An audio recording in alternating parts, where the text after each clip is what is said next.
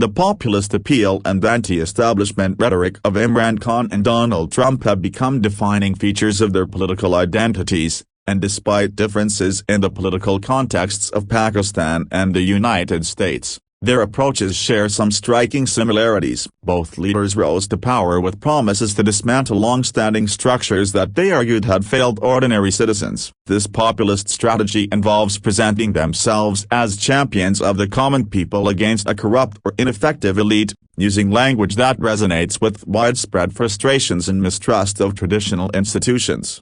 Imran Khan's path from a renowned cricketer to a populist political leader is emblematic of his transformation into a figure who directly challenges Pakistan's entrenched political systems. His Pakistan Tehreek-e-Insaf (PTI) party has portrayed itself as a force that seeks to cleanse the country of corruption and inefficiency within the government. Khan has criticized Pakistan's two historically dominant parties, the Pakistan People's Party (PPP), and the Pakistan Muslim League, PML, for decades of mismanagement, casting them as emblematic of a ruling elite disconnected from the struggles of average Pakistanis. His messaging has been deeply rooted in a populist narrative, which focuses on fighting for justice, eliminating corruption, and promoting fairness for the ordinary citizen, who he argues has been neglected by the political elite. Similarly, Donald Trump's anti-establishment rhetoric positioned him as an outsider to the traditional political machinery of Washington, D.C., even though he himself was a wealthy businessman. During his 2016 presidential campaign, Trump repeatedly emphasized his opposition to what he labeled the swamp, a term that implied a corrupt and self-serving bureaucracy. He criticized both major parties, but particularly the Democrats, and argued that these elites were more interested in global interests and personal gain than in serving the American people. Trump's populist approach appealed to Americans who felt abandoned by globalization, economic policies that they believed benefited only a select few, and an elite class they saw as indifferent to their struggles. A key element of populist appeal lies in creating a narrative that unites the common people against a supposed corrupt elite. Both leaders have adeptly crafted such narratives. Khan's speeches frequently include references to the need for accountability, reform, and empowerment of ordinary Pakistanis, promising to liberate them from the grasp of a self-serving political class. In the Pakistani context, Khan's appeal is also heightened by his promises to uphold Islamic values and bring justice, resonating with the cultural and religious sentiments of his supporters. His critics argue that this rhetoric can be simplistic and ignores the complexities of governance, yet his supporters see it as a powerful message that addresses long-standing grievances. For Khan, the promise of Naya Pakistan or New Pakistan symbolized a vision where the country would no longer be mired in corruption but would instead serve all its citizens fairly and justly.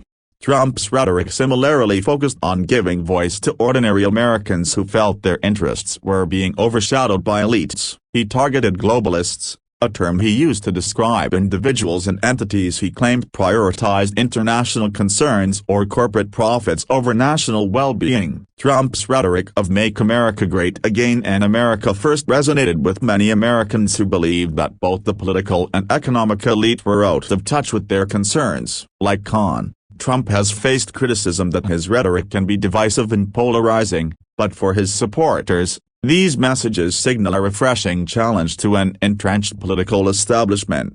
Both leaders also utilized confrontational rhetoric that directly attacked existing institutions, painting them as obstacles to their agendas. In Pakistan, Khan has frequently criticized the judiciary and Pakistan's bureaucratic systems, suggesting they are biased or controlled by opposition parties. His anti-establishment message intensified further after his removal from office in 2022, when he accused his opponents and certain state institutions of conspiring against him. This stance deepened his appeal among his core supporters, who saw him as a victim of the same entrenched powers he had promised to dismantle.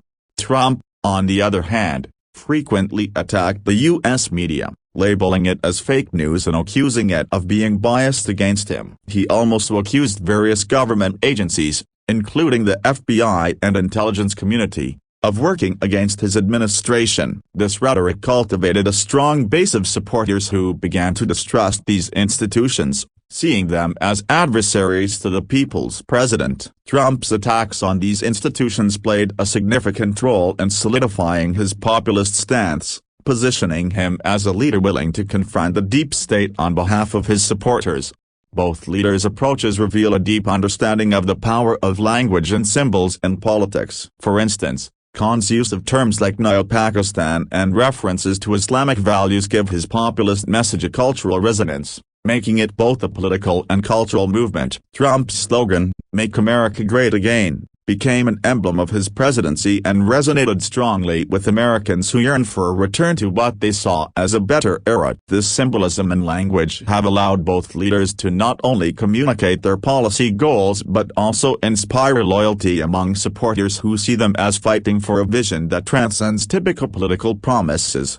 Finally, both leaders face the paradox of populism, governing in ways that maintain their outsider status while being within the system. After taking office, both Khan and Trump encountered challenges that reveal the difficulty of delivering on sweeping promises within complex political structures. For Khan, challenges arose in the form of political instability and economic pressures, making it difficult to fully realize his reform agenda. Trump faced similar obstacles, including resistance within his own party, challenges from the judicial system, and the complexities of the federal government.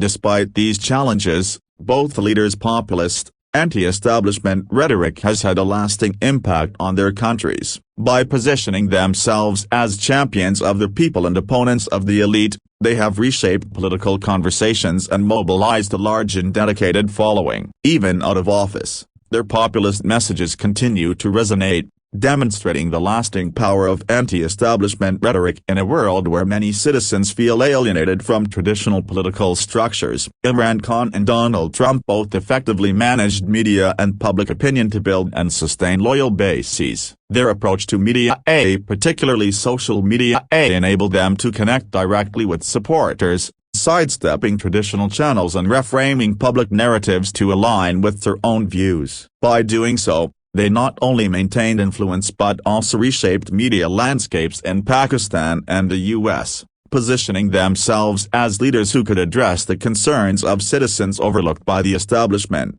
In the era of digital communication, Khan and Trump's ability to leverage social media for direct messaging has been instrumental in building their populist brands. Social media platforms like Twitter and Facebook allowed them to communicate unfiltered messages to millions of followers, bypassing traditional news outlets, which they argued were biased or untrustworthy. For instance, Trump's use of Twitter during his presidency in campaigns became a hallmark of his political identity. With over 80 million followers at its peak, his Twitter account allowed him to set the national agenda, respond instantly to critics, and mobilize his base. Trump's tweets were often provocative, designed to draw attention and stir public debate, and he used them to bolster his image as a leader unafraid to confront political adversaries or challenge the mainstream media. By frequently tweeting, he could dominate news cycles and keep his messaging consistent among supporters who trusted his direct communication over traditional media sources.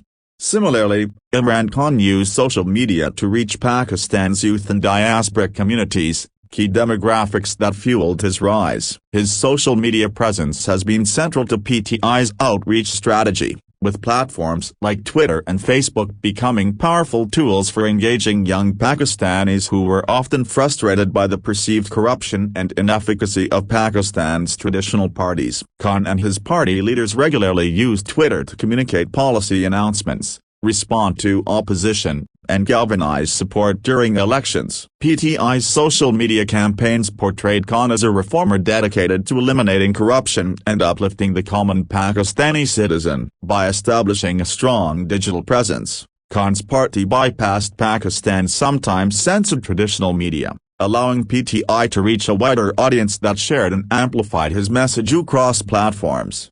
A key component of both leaders' approach to media was their criticism of traditional news outlets, which they claimed misrepresented their policies or actions. Trump frequently accused American news organizations like CNN, The New York Times, and The Washington Post of being fake news and biased against him. His critiques became a defining part of his media strategy, energizing his supporters who had similar suspicions about mainstream media. Trump's criticism of these outlets was not only a defense mechanism but also a method of delegitimizing critical media coverage, casting doubt on information that didn't align with his administration's narrative. His supporters, in turn, developed a deep skepticism toward traditional media, instead seeking news from pro-Trump platforms and social media, further solidifying their loyalty.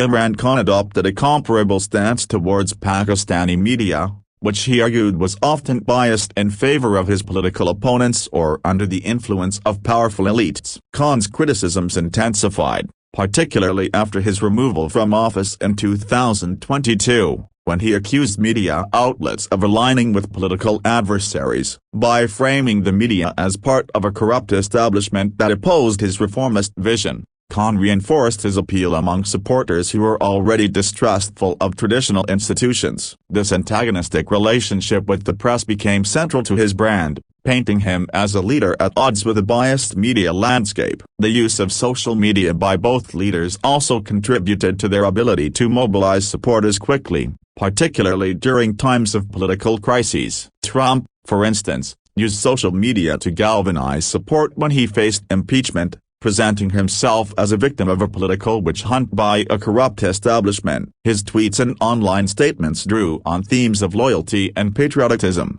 urging his followers to rally against what he portrayed as unfair treatment. His online messaging reached a crescendo during the events leading up to the Capitol riots on January 6, 2021, when he repeatedly claimed, without evidence, that the election had been stolen. By using social media to communicate these allegations directly to his base, Trump sustained public mistrust of the electoral system and strengthened the conviction among many of his followers that he was defending democracy.